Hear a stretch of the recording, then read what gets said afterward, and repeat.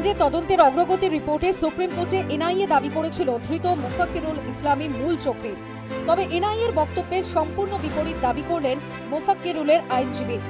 মোফাক্কিরুল ইসলাম সহ মোথাবাড়ি কাণ্ডে ধৃত ৪৯ জনকে বৃহস্পতিবার এনআইএ আদালতে পেশ করা হয়েছিল। সেখানে ধৃত মূল চক্রী মোফাক্কিরুলের আইনজীবী দাবি করেন, বিক্ষোভ তোলার জন্য সরকারি অফিসাররা মোফাক্কিরুলকে অনুরোধ করেছিলেন। সেই মতো বিক্ষোভ তুলতে বলার জন্য মোফাক্কিরুল আবেদন জানান। এসপির উপস্থিতিতে আবেদন করা হয়েছিল। মোফাক্কিরুলের 10 মিনিটের বক্তব্যে কোনো উস্কানি নেই। অন্যান্য রাজনৈতিক ব্যক্তিত্বকে ছেড়ে দিয়ে মোফাক্কিরুলকে ফাঁসানো হচ্ছে। এনআইএর আইনজীবী বৃহস্পতিবারও আদালতে দাবি করেন, মোফাক্কিরুলের ভূমিকা সন্দেহজনক।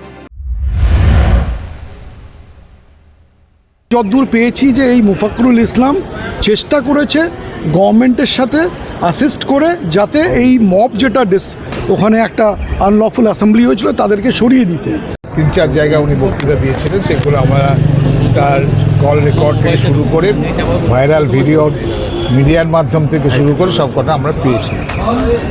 এখন যে ভদ্রলোকের স্টেটমেন্টের উপরে বেস করে ওই জায়গায় জুডিশিয়াল অফিসারদের উপরে আক্রমণ হয়েছিল এবং তাদেরকে দীর্ঘক্ষণ আটকে রাখা হয়েছিল, সেইগুলোর উপরে বেস করে এনআইএ ইনভেস্টিগেশন করছে।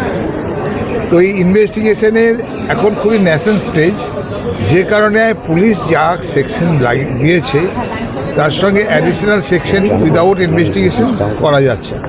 তো আমরা সেই অনুযায়ী এনআইএর তরফ থেকে এনআইএ ইনভেস্টিগেশন করছে এবং সেই প্রসিডিওরটা ফলো করার জন্য এনআইএ ইনভেস্টিগেশনে 2 দিন পিসি এবং চাওয়া হয়েছে কিছু অ্যাকিউজডের জন্য।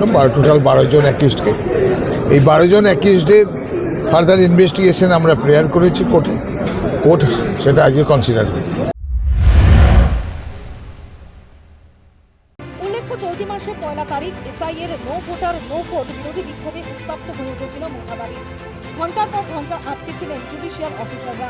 গাড়ির ওপর উঠে ভাষণ দিতে দেখা গিয়েছিল আইনজীবী মোফাক্কিরুল ইসলামকে। রাজ্য পুলিশের সিআইডির হাতে বাগডোগরা বিমানবন্দরে গ্রেফতার হন মোফাক্কিরুল ইসলাম। সেই ঘটনায় স্বতঃপ্রণোদিত পদক্ষেপ করে সুপ্রিম কোর্ট। কড়া মনোভাব প্রকাশ করে। তদন্তভার বর্তায় এনআইএর ওপর। 2 দফায় সুপ্রিম কোর্টে মোথাবাড়ি কাণ্ডের তদন্তে অগ্রগতির রিপোর্টও জমা দিয়েছে এনআইএ। News time.